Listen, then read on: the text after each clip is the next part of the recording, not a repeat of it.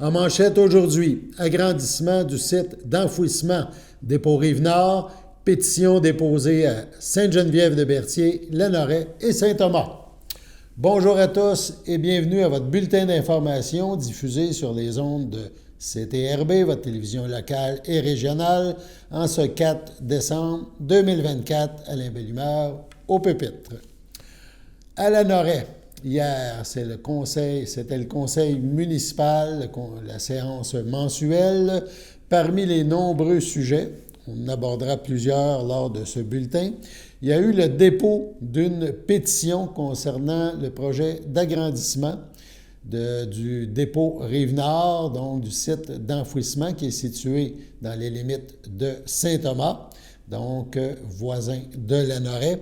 Une dame de Lanoret a remis aux élus de Lanoret une pétition de 491 signatures. Et le principe de la pétition, c'est qu'on veut que ce site d'enfouissement serve régionalement et non à l'importation de déchets de d'autres régions. On écoute la dame qui dépose cette pétition et une réaction du maire de Lanoret. Bonjour.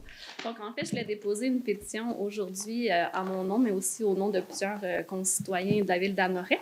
Fait que je voulais juste vous faire une mise en contexte de la pétition, puis vous la lire par la suite si c'est correct comme ça. Donc, en gros, j'habite Lanoret depuis plus de 20 ans maintenant. Depuis quelques années, j'ai le désagrément de vivre des épisodes d'odeur nauséabonde qui provient du site d'enfouissement des déchets. Des épisodes qui sont malheureusement de plus en plus fréquents dans les dernières années, et pour lesquels j'ai fait déjà quelques démarches en lien avec ça. Dernièrement, aux nouvelles, on a vu que le site d'enfouissement de Billy souhaitait s'agrandir dans les prochaines années. Donc, le site situé là, à Saint-Thomas, ce qui m'a quand même un peu inquiétée. Moi, mais ça ne va pas juste inquiéter moi. Là. J'ai eu la conscience que ça pouvait inquiéter d'autres gens de la région. Et j'ai eu vent par la suite là, de certaines démarches qui avaient lieu dans nos villes voisines, là, qui sont les villes où sont situés les sites d'enfouissement dans le moment. Donc, la ville de Saint-Thomas de Joliette, là, qui ont déposé une pétition hier soir à leur conseil municipal. À Berthier, ils en déposaient une ce soir également. Fait que la pétition que je vais vous présenter tantôt va dans le même sens là, que leur pétition. Donc, les concitoyens et moi, on a rédigé une pétition. Puis on a fait un peu de porte-à-porte, là, mais on n'a pas eu le temps de faire toute la ville, bien sûr. C'est un début de projet, fait qu'on a ramassé quand même plusieurs signatures suite aux démarches. Donc, en gros, ce qu'on demande, là, on n'est pas contre l'agrandissement parce qu'on est conscient que les déchets doivent aller quelque part. On en est conscient. Par contre, on est inquiet, c'est des effets néfastes de ça, mais on veut que l'agrandissement corresponde comme aux besoins de notre région, parce que dans le moment, ça semble correspondre aux besoins de régions extérieures que la nôtre. Donc voilà, ce qu'on demande en gros au conseil, si je résume là, la pétition, c'est qu'une résolution soit adoptée afin que la municipalité puisse défendre le principe de régionalisation devant les instances possibles, que ce soit la municipalité, la MRC, la CPTAQ, le bureau d'audience publique sur l'environnement, si jamais le projet de Billy allait se rendre jusqu'à là. Ça s'était rendu là en 2006, donc on ne souhaite pas, mais c'est une possibilité. Et à l'ensemble des ministères de différents gouvernements et autres organismes susceptibles d'être impliqués dans le projet. On veut que nos inquiétudes par rapport au projet là, soient entendues. On veut se sentir soutenus par la municipalité. On veut aussi s'assurer que vous êtes conscient qu'il y a des désagréments déjà en lien avec le site d'enfouissement en place, puis que si ça s'agrandit, on risque d'en avoir encore plus, et que vous soyez conscient des inquiétudes là, qu'on a par rapport au projet. Donc, la pétition mentionnait ceci, en gros, pour les gens qui l'ont signé. On a eu 491 signatures déjà là, pour la pétition. Donc, ça s'intitulait « Agrandissement du site d'enfouissement, importation massive de déchets ».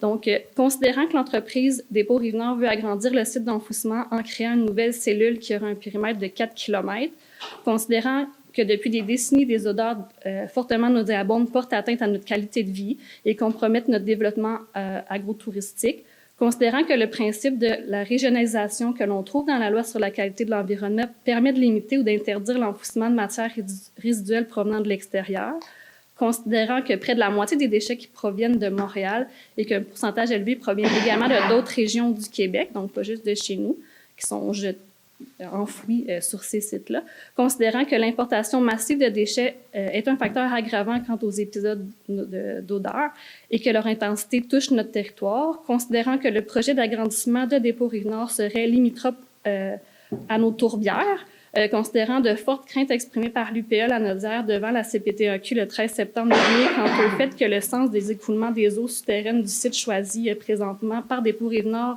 pour son agrandissement pointe vers nos tourbières à nous. Nous, signataires, là, demandons à la municipalité de Lanoret de prendre en fait et en cause en faveur du principe de la régionalisation tel qu'inscrit dans la loi sur la qualité de l'environnement et d'intercéder en ce sens auprès des instances concernées là, au projet d'agrandissement du dépôt Rive-Nord. Je sais que, je ne vais pas donner votre adresse, mais je sais que vous demeurez dans Laurent-Saint-Henri. Oui. C'est ça, et on sait que Laurent-Saint-Henri, dans ce secteur-là, Saint-Henri, Saint-Jean-Baptiste, Laurent où je demeure, c'est pas drôle, Laurent Saint-François, voilà, Laurent du Cavreau, il y a quand même des épisodes d'odeur régulières. On sait aussi qu'on va du côté à l'est, il y a le Petit Bois d'Audrey. Et puis, il y a la Grande Côte-Est aussi qui sont touchés par ces odeurs. Oui, ça touche quand même déjà beaucoup de gens. Oui, exact. Voilà. Bravo d'avoir fait du porte-à-porte. Vous avez aimé ça? Correct. Oui. Puis bravo aux gens qui l'ont fait aussi pour pouvoir ramasser en science. Oui, parce que j'ai fait le rang chez moi, mais je n'ai pas fait les alentours. Mais effectivement, je sais aussi qu'il y a eu une pétition qui a été déposée à Saint-Thomas, comme vous l'avez mentionné tantôt. Oui. Puis l'autre, c'est à Sainte-Geneviève-de-Berthier qui devrait être déposée ce soir. Hier, à Saint-Thomas, il y avait plus que 1400 signataires. Là, il y a beaucoup, ils font des grosses démarches de leur côté aussi. C'est bon. Bien, je vous remercie beaucoup. Merci à vous. Et puis, on va évidemment... À regarder. Là, on va la regarder. Le conseil va en discuter parce qu'il y a quand même une demande de voter une résolution. Oui. Alors, on va regarder ça. Merci beaucoup. Merci. C'est bien gentil à vous. Merci. Comme mentionné, une pétition aussi a été déposée au conseil municipal à Saint-Thomas, là où se situe le site d'enfouissement actuel de dépôt Rive-Nord. Donc, une pétition qui compterait plusieurs centaines de signatures.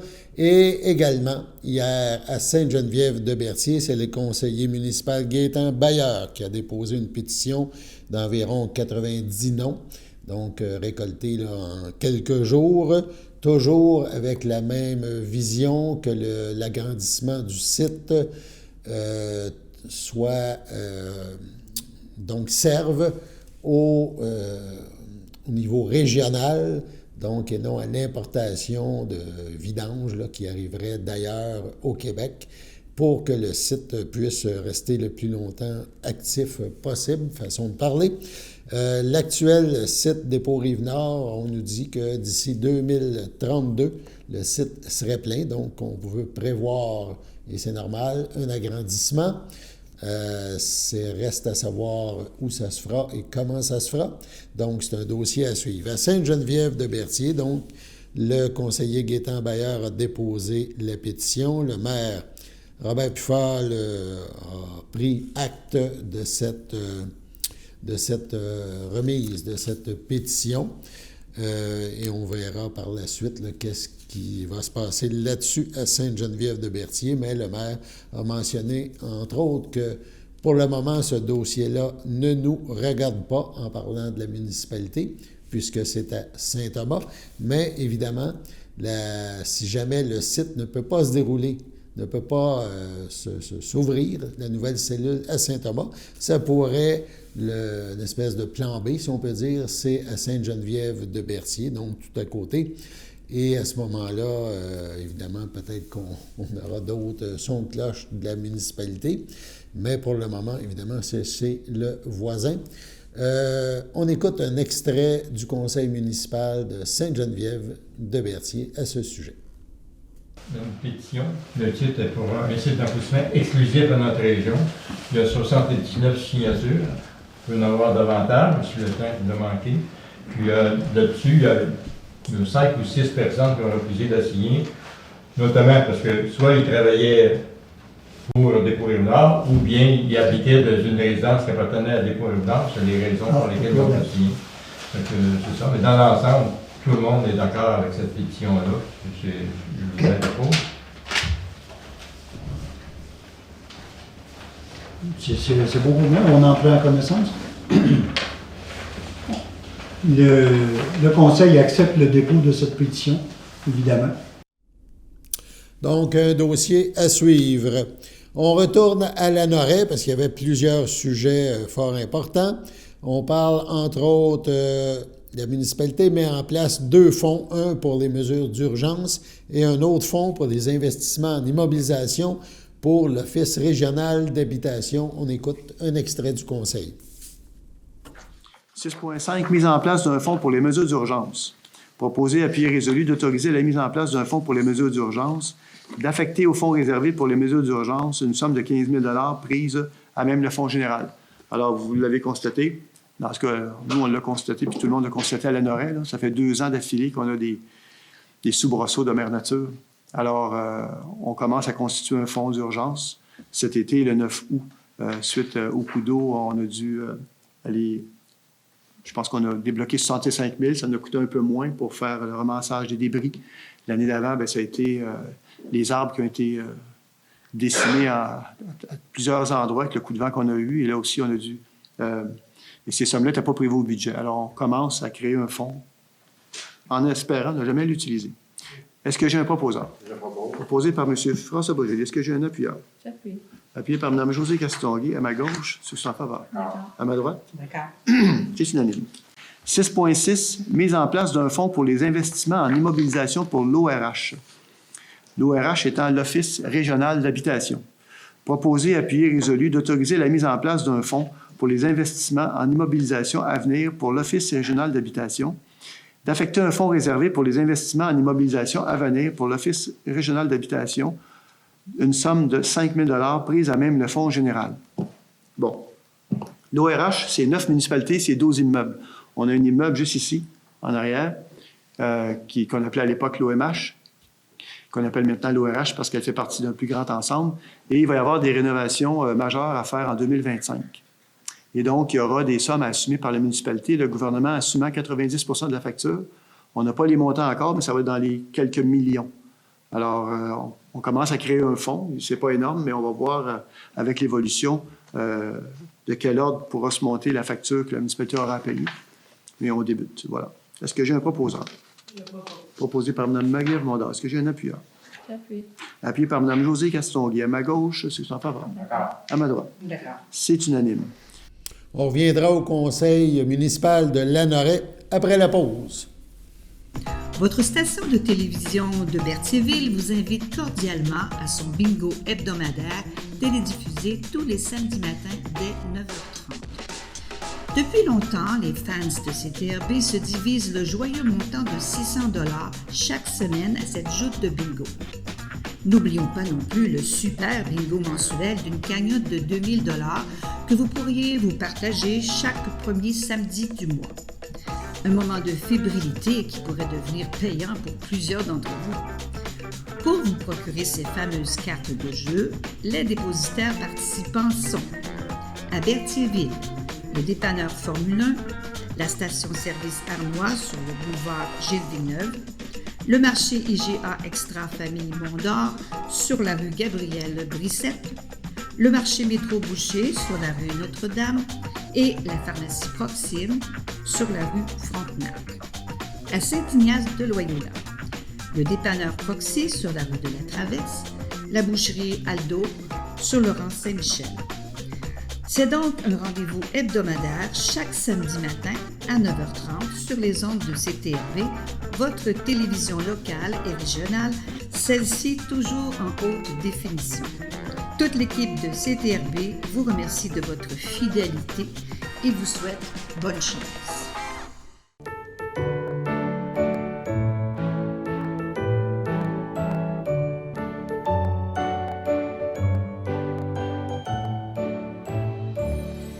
En ce 4 décembre, la FADOC de l'île du Pas désire souhaiter bonne fête à Odette Courchaine et à Estelle Lavoie. C'est votre anniversaire aujourd'hui, en ce 4 décembre. Eh bien, toute l'équipe de CTRB se joint à moi et vous souhaite un heureux anniversaire. On retourne au conseil municipal de Lanoret. Un des points qui était à l'ordre du jour visait à favoriser l'achat local. Pour la municipalité, on écoute un extrait de la séance. Adoption du règlement modifiant le règlement 135-2024 sur la gestion contractuelle, mesures pour favoriser les entreprises québécoises ou ailleurs au Canada et mesures concernant la rotation des fournisseurs. Donc, proposé, appuyé, résolu que le règlement 135-1-2024, ayant pour titre règlement 135-1-2024, modifiant le règlement 135-2024 sur la gestion contractuelle, mesures pour favoriser les entreprises québécoises ou ailleurs au Canada et mesures concernant la rotation des fournisseurs, soit adopté tel que déposé. Juste peut-être là, vous dire quelques lignes peut-être du règlement. Là. Je vais être sûr que je vais lire le bon. C'est bon. Alors, lorsque cela est possible, dans l'intérêt de la municipalité, les biens et les services québécois ou autrement canadiens, de même que les entreprises ayant un établissement au Québec ou ailleurs au Canada, sont préférés à tout autre concurrent lors de l'attribution d'un contrat de gré à gré ou lors d'envoi d'une invitation écrite à soumissionner lorsque le montant de la dépense est sous le seuil déterminé par le ministre obligeant de procéder par appel d'offres public. Dernier paragraphe peut-être. Là. Pour les contrats de gré à gré, la municipalité favorise l'envoi de demandes de prix auprès de ces entreprises en priorité à tout autre concurrent, lorsque de telles demandes sont justifiées. En cas d'égalité des prix, de la qualité des services ou plus largement de toute offre comparable sur ces éléments essentiels entre une entreprise québécoise et une entreprise canadienne, la municipalité favorise l'attribution du contrat à l'entreprise québécoise. Alors voilà, c'est question d'achat local puis d'encourager nos entreprises au Québec. Est-ce que j'ai un proposeur? Je propose. Proposé par Mme Josée Castonguay. Est-ce que j'ai un appuyeur? Appuyé par M. François Beaujolly. À ma gauche, ceux qui sont en faveur. D'accord. À ma droite, D'accord. c'est unanime. Un autre point à l'ordre du jour au conseil municipal à Lanoret, c'est le dossier du nouveau garage municipal. On retourne à la séance. Garage, études complémentaires, proposé, appuyé, résolu de retenir les services de la firme, ou plutôt la firme, les services EXP Inc., au montant de 61 294,32 taxes incluses, afin de réaliser une étude géotechnique ainsi qu'une étude environnementale de phase 1 et 2 dans le cadre de la réalisation de plans et devis pour un garage municipal. Je l'ai déjà dit, je vais vous le redire, c'est important de le préciser. Le garage municipal est en fin de vie. Alors, il faut vraiment rebâtir quelque chose d'ici les prochaines années. Alors, donc, on avance tranquillement dans ce processus-là. Et ce soir, cette résolution-là, ce qu'elle va venir faire, c'est qu'elle va permettre d'autoriser justement que EXP Inc. puisse procéder, entre autres, la phase 1 étant finalement de faire une historique des usages du terrain à l'époque, le plus loin possible qu'ils peuvent reculer, pour s'assurer qu'il n'y a pas de contamination, il n'y a pas eu d'usage qui pourrait nuire à la construction d'un nouvel immeuble. Et la phase 2, bien, c'est tout simplement les tests de sol. Ça va? Est-ce que j'ai un proposeur? Je propose. Proposé par M. François Beaujolly, appuyé par Mme Lynne Clermont à ma gauche, ceux qui sont en faveur. D'accord. À ma droite. D'accord. C'est unanime. On poursuit avec un autre dossier, la protection des sources d'eau potable à Lanoret. Un autre extrait. Puis 6.3, remplacement de la membrane directive de changement. Proposé, appuyé, résolu d'entériner la directive de changement, ouvrez la parenthèse, DC-MP-05, fermez la parenthèse, visant les travaux de remplacement de la membrane d'étanchéité sur le dessus de la réserve d'eau et qu'un budget de 88 000 soit prévu à cette fin. Alors, c'est une surprise. Dans le projet d'agrandissement des puits 6.3, oui, les puits, c'est une chose, les mettre en place, mais il y a aussi ce qu'on appelle l'usine de traitement, où il y a des réservoirs souterrains et il y a de la terre par-dessus. Et suite aux travaux qui se font présentement, ils se sont aperçus que la membrane était en train de se désagréger, donc risque d'infiltration d'eau à travers le béton. C'est l'eau potable qui est en dessous. Donc, on ne peut pas, comme on dit, on ne peut pas badiner avec ça. Alors, on va procéder et donner le contrat pour qu'il change la membrane. Est-ce que j'ai un proposeur? Je propose. Proposé par M. François Beaujolly. Est-ce que j'ai un appuyeur? Appuyé par Mme Lynne Clermont. À ma gauche, ceux qui sont en faveur. D'accord. À ma droite, D'accord. c'est unanime. 9.3, plan de protection des sources d'eau potable. Considérant la résolution 2024-021, mandatant la firme Richelieu Hydrogéologie Inc., dans le cadre du programme pour l'élaboration des plans de protection des sources d'eau potable, volet 2, en conséquence, proposé, appuyé, résolu, d'adopter le plan de protection des sources d'eau potable préparé par la firme Richelieu Hydrogéologie Inc. J'en ai fait la lecture, et puis, ben, c'est très bien. Est-ce que c'est sur le site de la municipalité? Éventuellement, il y aura peut-être certaines sections. Oui, ce serait bien de remettre en tout cas certaines sections, effectivement. C'est bien fait, puis ça dit ce que ça dit. Dans le fond, il faut protéger l'eau potable, on a déjà des bonnes mesures. Je vous dirais que ce qu'ils proposent, les modifications qu'ils proposent, oui, c'est intéressant, mais en gros, je vous dirais que les mesures qu'on a déjà sont quand même très, très, très fortes. Est-ce que j'ai un proposeur? Je propose. Proposé par Mme Josée Castonguay. Est-ce que j'ai un appuyeur? J'appuie. Appuyé par Mme Lynne Clermont à ma gauche, ceux qui sont en faveur. D'accord. Avis de motion et dépôt de projet de règlement 58-3-2025 modifiant le règlement 58-2008 sur la compensation et la tarification de la consommation de l'eau potable. La conseillère ou le conseiller donne avis de motion indiquant qu'un membre du conseil pourra proposer à la prochaine séance ou à toute autre séance subséquente du conseil un projet de règlement modifiant le règlement 58-2008 sur la compensation et la tarification de la consommation de l'eau potable et dépose le projet de règlement 58-3-2025, lequel sera adopté à une séance subséquente. En 2025, on va... Là, c'est juste un avis de motion. Mais en 2025, on va retravailler, on en a parlé, les membres du conseil en ont parlé, on va retravailler la façon dont les tarifications fonctionnent au niveau de l'eau potable. Il n'y a pas de problème, l'eau potable avec les puits 6.3 qu'on vient de mettre en place, qui est en fonction présentement, qui fonctionne, le nouveau puits. Mais c'est une ressource qui est rare, c'est une ressource qui n'est pas inépuisable. Alors, on veut revoir la tarification, puis on veut revoir aussi, il y a un nombre de mètres cubes avec un tarif. Le premier tarif, premier nombre de mètres cubes. Et là, ce qu'on veut voir, on veut voir avec les familles qui consomment. En fait, le tarif de base, on considère qu'il faudrait le monter un peu, mais aussi être conséquent puis monter le nombre de mètres cubes disponibles pour les familles. Je dis les familles, mais dans le fond, c'est pour les logements en général. On se rend compte que présentement, une famille de 4 va consommer 300 mètres cubes et notre nombre de mètres cubes de base est de 155. C'est ça? Oui. Et de 155. Donc, on veut voir comment on peut moduler ça. Si les gens consomment 300 pour une famille, pour une tasse 155, on peut peut-être monter un peu ça. Donc, on va regarder ça en 2025. Pour le moment, c'est plus pour faire un ajustement qu'on va voir un peu plus tard. Est-ce que j'ai quelqu'un qui donne avis de motion? Je donne avis de motion. Madame Clermont donne avis de motion.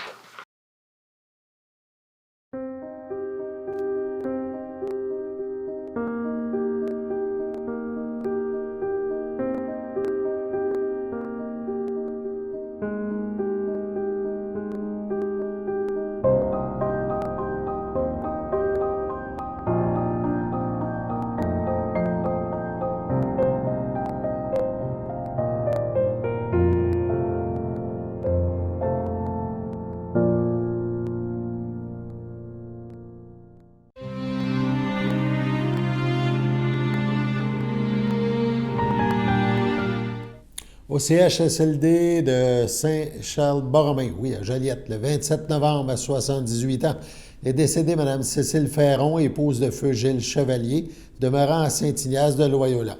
Elle laisse dans le deuil ses enfants, Nathalie Chevalier, Gilles Ducharme, Guy Chevalier, Suzy Transmontagne, ses petits-enfants, Mathilde Ducharme, Thomas Ducharme, Ophélie Gagné-Réaume, Antoine Chevalier, Abigail Rondeau, Alexandrine Chevalier, ses frères, sœurs, beaux-frères et belles-sœurs, Paul Ferron, Denise Legault, Robert Ferron, Ginette Belleville, Marcel Ferron, Ginette Larouche, Pierre Ferron, Ghislaine Vincent, Solange Ferron, Feu Michel Lavoie, Luc Ferron, Céline Morin, Lynne Ferron, Jean-Paul Lavigne, Jean-Claude Chevalier, Lison Blais, Clairette Chevalier, Feu Claude Bacon, Luce Chevalier, son ami de cœur Paul Beaulieu, sa compagne de tous les jours Mia, son filleul Martin Ferron, ainsi que plusieurs neveux, nièces, autres parents et amis. Des dons effectués à la Fondation de la santé du Nord de la Naudière sont souhaités. Des formulaires seront disponibles au salon. La famille vous accueillera vendredi 6 décembre, 12h30, au complexe funéraire Efterio, 741 Notre-Dame à Berthierville. Suivra une liturgie à la chapelle du complexe à 14h30. Les cendres de Mme Ferron seront déposées au columbarium à Berthierville. À Lanoraie, le 9 novembre, à l'âge de 41 ans, est décédé Olivier Barrette, fils de Gaston Barrette et de Carole Bocage, demeurant à Lanoraie. Il laisse dans le deuil, outre ses parents, son fils Ludovic et sa mère Sophie Gervais, son frère Frédéric, Joanie Laprade, son neveu Samuel Barrette, ses oncles et ses tantes, Léon Barrette, Ginette Gaboury, Gilles Bocage, Christiane Bocage, ainsi que plusieurs cousins, cousines, parents et amis. La famille vous accueillera samedi, 7 décembre, dès midi, au complexe funéraire Thériault, rue Notre-Dame à Berthierville. Suivra un hommage directement au salon à 15 h. Olivier Barrette sera inhumé au cimetière de Berthierville à une date ultérieure. Au centre hospitalier de la Naudière, le 14 novembre dernier, à 62 ans, est décédée subitement Mme Élise Poulette. Née à Sainte-Élisabeth le 27 avril 1962, elle était la fille de feu M. Fernand Poulette et de feu Mme Aurore Allard. Elle demeurait à Saint-Ignace de Loyola. Elle laisse dans le deuil son frère Michel Poulette, Nathalie Routier, ses sœurs, feu Hélène Poulette et Monique Poulette, Édith Sainte-Croix, ainsi que sa nièce Geneviève Poulette, Joël Melançon, ses neveux adorés Félix et Alexis, sans oublier plusieurs parents et amis. En 86, à 24 ans seulement, elle prit avec assurance la relève de l'entreprise familiale Les Produits de béton Casobon. Avec sa sœur Hélène, épicurienne, Élise s'est également investie dans le milieu de la restauration ainsi que dans plusieurs causes. Club optimiste de Sainte-Élisabeth, Club Richelieu, conseillère municipale à Sainte-Élisabeth, le regroupement des chefs d'entreprise, l'Association des femmes d'affaires de la Naudière, sans oublier son implication à titre de membre de l'exécutif et présidente de Tubécon, ainsi que plusieurs organismes communautaires, notamment le groupe d'entraide En toute amitié à Berthierville. La famille tient à remercier ses collègues de travail et l'équipe d'intervenants. Veuillez compenser l'envoi de fleurs par des dons effectués au groupe d'entraide En toute amitié. Pour ce faire, vous pouvez rejoindre Julie Tétrault au 450-836-69-66, le poste 2. Spécifiez qu'il s'agit du projet Dîner chaud, une des causes qui lui tenait à cœur et pour laquelle elle s'investissait depuis plusieurs années. La famille recevra les condoléances en présence des cendres à la résidence funéraire Thériault, rue Notre-Dame à Berthierville, vendredi 13 décembre, 19h. De 19h à 21h et samedi 14 décembre de midi à 15h. Une liturgie de la parole sera célébrée au salon le même jour à 15h. L'inhumation des cendres de Mme Poulette se fera à une date ultérieure. Sur ce, passons à la météo.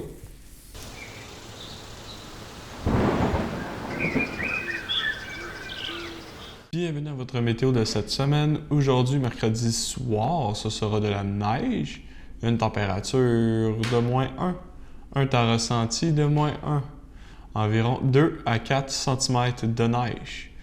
Mercredi nuit, ce sera de la faible neige, une température de -3, un temps ressenti de -8, environ 1 à 3 cm de neige. Jeudi matin, ce sera des averses de neige, une température de -2, un temps ressenti de -6, environ 1 cm de neige. Jeudi après-midi, ce sera quelques flocons, une température de 0, un temps ressenti de -4, moins de 1 cm de neige.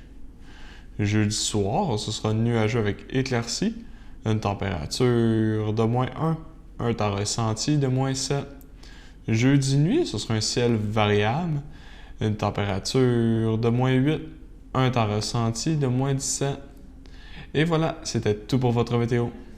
Au nom de toute l'équipe de CTRB, merci d'avoir été à notre antenne en ce 4 décembre. Au plaisir de se retrouver demain. Bonne fin de journée.